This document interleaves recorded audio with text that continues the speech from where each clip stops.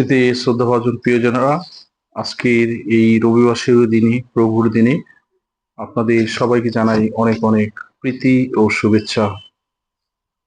আজকের সাধারণ কালের এই চতুর্থ রবিবারে এসে আমরা পবিত্র বাইবেল থেকে যে শাস্ত্রবাণীগুলো নিয়ে বিশেষভাবে ধ্যান করি, সেটা হলো সেফানিয়ার গ্রন্থ হতে আজকের প্রথম পাঠ এবং দ্বিতীয় পাঠ করিন্থীয়দের কাছে সাধু পলের পত্র হতে এবং মঙ্গল সমাচার মতিরচিত মঙ্গল সমাচার থেকে আজকে আমরা পবিত্র ঐশ্ববাণী শ্রবণ করি এবং পবিত্র শাস্ত্রবাণী নিয়ে ধ্যান করতে পারি।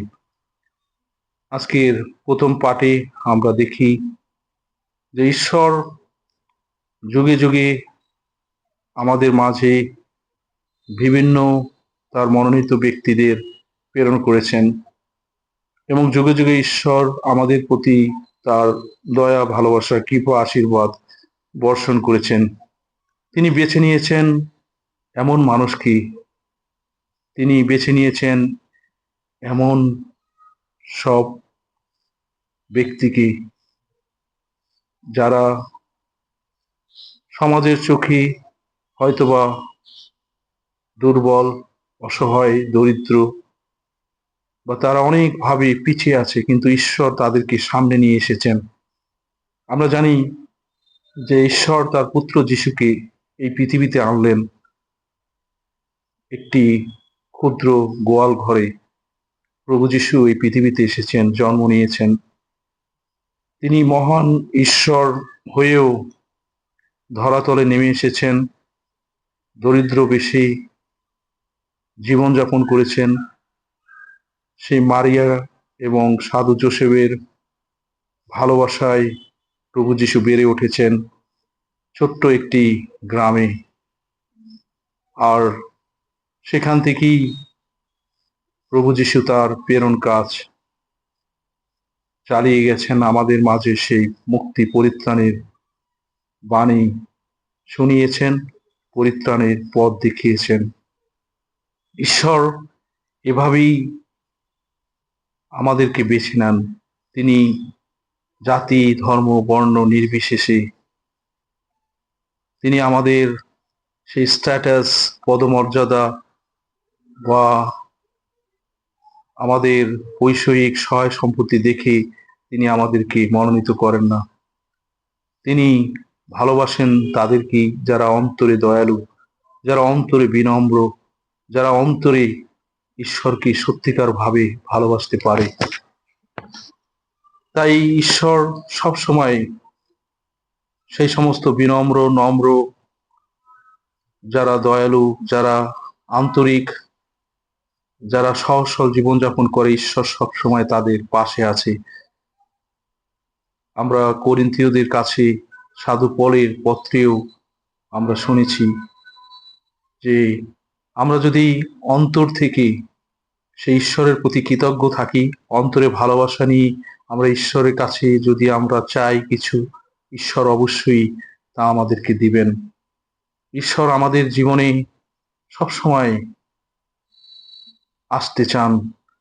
আমরা তার সৃষ্ট জীব হিসাবে, আমরা তার সন্তান হিসাবে তিনি চান যেন আমরা সন্তান সুলভ ভালোবাসা নিয়ে, সন্তান সুলভ মনোভাব নিয়ে, বিনম্র আদর্শ নিয়ে আমরা যেন তার কাছে নিজেদেরকে উৎসর্গ করতে পারি। তাই প্রয়োজন হলো কিছু ক্রাইটেরিয়া, কিছু গুণাবলী, একটি আধ্যাত্মিক জীবন সাধনা, যার মধ্যে দিয়ে একদিন আমি আপনি সেই স্বর্গীয় মহিমা, স্বর্গীয় পুরস্কার লাভ করতে পারবো।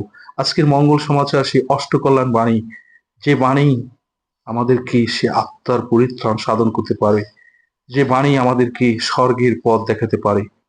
এই অষ্টকল্যাণ বাণী ঈশ্বর আমাদের মাঝে তিনি বলেন যেন আমরা অন্তরে দয়ালু হই, অন্তরে বিনম্র হই, আমরা যেন অন্যকে ভালোবাসতে পারি, আমরা যেন ধৈর্যশীল হতে পারি, আমরা যেন সেই সাহস নিয়ে, ধৈর্য নিয়ে আমরা যেন তার কাজ, ঈশ্বরের রাজ্য প্রতিষ্ঠায় কাজ করতে পারি। প্রিয়জনেরা, আমরা শুধু নামে মাত্র খ্রিস্টান যেন না হই, যেন আমাদের কর্মে, আমাদের বিশ্বাসে, আমাদের জীবন সাধনায় আপনি যেন একজন প্রকৃত খ্রিস্ট বিশ্বাসী হয়ে উঠতে পারি। আমরা দীক্ষাস্নানের মধ্য দিয়ে আমরা সেই রাজকীয়, যাজকীয় এবং প্রাবক্তিক সেই দায়িত্ব আমরা লাভ করেছি। আর এটা শুধু নিজেকে নিয়ে গর্ব করার বিষয় নয়। আমরা খ্রিস্টান হয়েছি, আমরা শুধু খ্রিস্টান বলে সেই গর্ব নিয়ে খ্রিস্টান বলছি, কিন্তু খ্রিস্টের ভালোবাসা যদি আপনি অন্যকে দেখাতে না পারি, খ্রিস্টের সেই নম্রতা আমরা যদি বাইবেলে দেখি, প্রভু যীশু গুরু হয়েও তিনি শিষ্যদের পা ধুয়ে দিয়েছেন। বাইবেলে আমরা আরো কয়েকটি ঘটনার মধ্যে দিয়ে আমরা উপলব্ধি করি যে বিনম্রতা, সহজ সরল জীবন, অনুতপ্ত হৃদয় ঈশ্বর সেই সাদরে গ্রহণ করেন। করগ্রাহক এবং ফরিসি দুজনেই মন্দিরে এসেছে, মন্দিরে প্রবেশ করেছে। একজন সেই করগ্রাহক, তিনি অনুতপ্ত হৃদয় নিয়ে প্রভু যীশুকে, ঈশ্বরকে বলেছেন, হে প্রভু, তুমি আমার প্রতি দয়া করো। আর ফরিসি, সে গর্ব করে, সে নিজের ভালো কিছুই, নিজের সেই গর্ব তিনি প্রকাশ করেছেন, তার মধ্যে সেই বিন্দুমাত্র বিনম্রতা ছিল না। প্রিয়জনেরা, ঈশ্বর চাই সেই করগ্রাহকের মতো যেন বিনম্র হৃদয় নিয়ে আপনি যেন ঈশ্বরের দয়া প্রত্যাশী থাকি। সেই দাউদ সন্তান, সেই যিশু, যে কুষ্ঠরোগী, সেই পক্ষাঘাতগ্রস্ত সেই লোকের মতো আমি যেন বলতে পারি, দাউদ সন্তান প্রভু যিশু, তুমি আমার প্রতি সদয় হও। প্রভু যিশুকে যখন ক্রুশে দেওয়া হয়েছিল, সেই দুইজন দস্যুকেও তার সাথে ক্রুশে টাঙানো হয়েছিল। একজন দস্যু সেই ঈশ্বরকে নিয়ে অবজ্ঞা করেছে, আর একজন অনুতপ্ত হৃদয় নিয়ে প্রভু যিশুকে বুঝতে পেরেছে, বিশ্বাস করেছে। আর প্রভু যিশু বলেছেন, তুমি আজই আমার সাথে স্বর্গে যাবে। প্রিয়জনেরা, আজকের মঙ্গল সমাচার অষ্টকল্যাণ বাণী আপনার জীবনে একটি পথ দেখাতে পারে, যে পথ অনন্ত জীবনের পথ, যে পথ শাশ্বত জীবন এনে দিতে পারে।